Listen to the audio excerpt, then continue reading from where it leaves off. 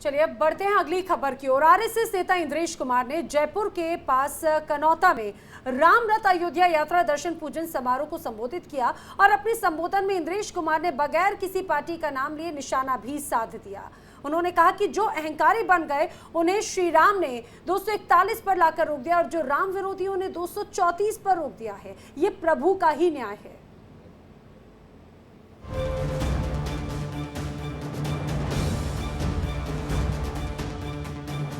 राष्ट्रीय स्वयंसेवक संघ के नेता इंद्रेश कुमार ने लोकसभा चुनाव के नतीजे पर बड़ा बयान देकर सियासी भूचाल ला दिया है। उन्होंने सत्ताधारी बीजेपी को अहंकारी और इंडिया गठबंधन को राम विरोधी करार दिया है। इंद्रेश कुमार ने कहा कि प्रभु श्री राम सबके साथ न्याय करते हैं। मेरा भी पाप खत्म हो जाएगा, जनता से भी अत्याचार मिट जाएंगे, इसलिए राम ने रावण का उद्धार करके उसका भी कल्याण किया और जनता की भी रक्षा करने का काम किया। इसलिए राम यह संहारक नहीं है, उद्धारक थे, उद्धारक हैं, उद्धारक रहेंगे। इसलिए ही हनुमान जी ने इस वाक्य को कहा था, हे प्रभु तेरे से बड़ा तेरा नाम है। और इसलिए जपोगे तो राम मिलेंगे, नहीं जपोगे तो राम दूर नहीं जाने वाले। राम तो वहीं रहेंगे पर अपने को मिलेंगे नहीं, क्योंकि हमने जपना छोड़ दिया। इंद्रेश कुमार ने आगे कहा कि जिन्होंने राम का विरोध किया उन्हें बिल्कुल भी शक्ति नहीं दी। सब मिलकर भी नंबर 1 नहीं बने, नंबर 2 पर खड़े रह गए। इसीलिए प्रभु का न्याय विचित्र नहीं है। अभी इस 2024 में भी राम राज्य का विधान देखिए, लोकतंत्र के पर्व में कैसा है।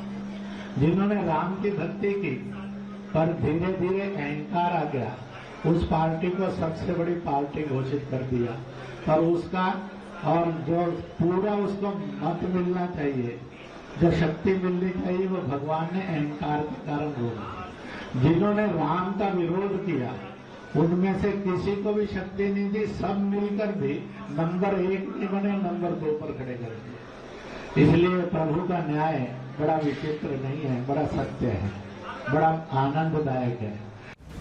इंद्रेश कुमार जयपुर के पास कानोता में रामरथ अयोध्या यात्रा दर्शन पूजन समारोह को संबोधित कर रहे थे। इंद्रेश आरएसएस के राष्ट्रीय कार्यकारी सदस्य भी हैं। हालांकि उन्होंने अपने बयान में किसी पार्टी का नाम नहीं लिया, लेकिन उनका इशारा साफ तौर पर पक्ष और विपक्ष की तरफ कर रहा था। इंद्रेश ने बिना किसी पार्टी का नाम लिए कहा कि जिस पार्टी ने राम की भक्ति की लेकिन अहंकारी हो गई, उसे 241 पर रोक दिया गया, लेकिन उसे सबसे बड़ी पार्टी बना दिया गया। इसी बात को आगे जोड़ते हुए इंद्रेश ने कहा कि जिनकी राम में कोई आस्था नहीं थी, उन्हें एक साथ 234 पर रोक दिया गया। इस पार्टी ने भक्ति की, अहंकार आया, उसको 241 पर रोक दिया, पर सबसे बड़ी बना दी। जिनके अंदर राम की अनास्था थी, अश्रद्धा थी, और उनको सबको मिलकर 234 पर रोक दिया। कहा तुम्हारी अनास्था का यही दंड तुम्हें है कि तुम सफल नहीं हो सकते। इसलिए जो राम की भक्ति करे तो निरअहंकार करे, और जो राम का विरोध करे उसका कल्याण अपने आप है, प्रभु नहीं बिगाड़ते। अपने संबोधन में आरएसएस नेता इंद्रेश कुमार ने आगे कहा कि भगवान राम भेदभाव नहीं करते और दंड नहीं देते। राम किसी को विलाप नहीं कराते। राम सबको न्याय देते हैं, वो देते हैं और देते रहेंगे। भगवान राम हमेशा न्यायप्रिय है और न्यायप्रिय ही रहेंगे। लल्लू सिंह, उसने जनता के ऊपर जुल्म किए थे। राम जी ने कहा थोड़ी देर 5 साल विश्राम कर ले, अगली बार देख लेंगे तेरा भी क्या करना। इसलिए राम भेदभाव नहीं करते हैं, राम सजा नहीं देते हैं, राम किसी का विलाप नहीं करवाते हैं। राम सबको न्याय देते थे, देते हैं, देते रहेंगे। राम सदा न्यायप्रिय थे, रहेंगे। आपको बता दें कि इससे पहले आरएसएस प्रमुख मोहन भागवत भी कुछ इसी तरह का बयान दे चुके हैं। आरएसएस प्रमुख के बाद आरएसएस नेता इंद्रेश कुमार का ये बयान कई सवाल खड़े कर रहा है। Bureau report, India daily live.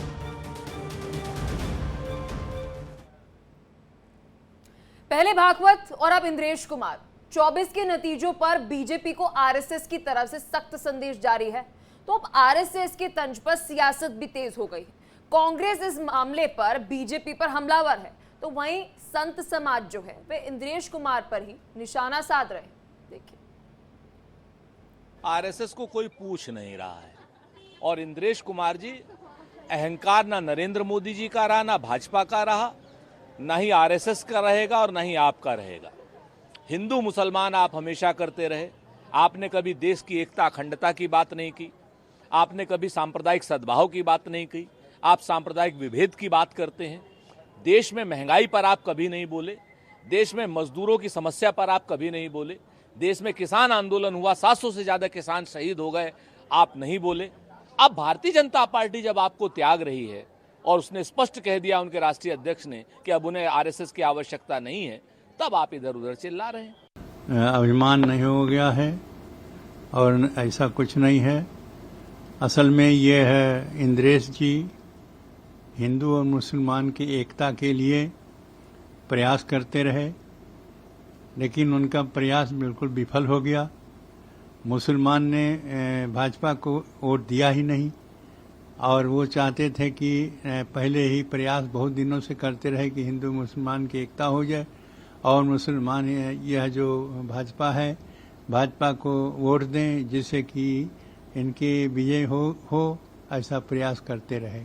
लेकिन इसमें स्वयं इंद्रेश जी असफल हो गए, इसलिए वो आरोप, अपने असफल होने का आरोप भाजपा पर लगाते हैं और उसको यह कह रहे हैं कि अभिमान हो गया है, और अभिमान नहीं हो गया है। वो अपने ढंग से जो भी करते रहे वही ठीक करते रहे और 241 यदि सांसद उनके हो गए हैं तो ये कम नहीं है, बहुत है।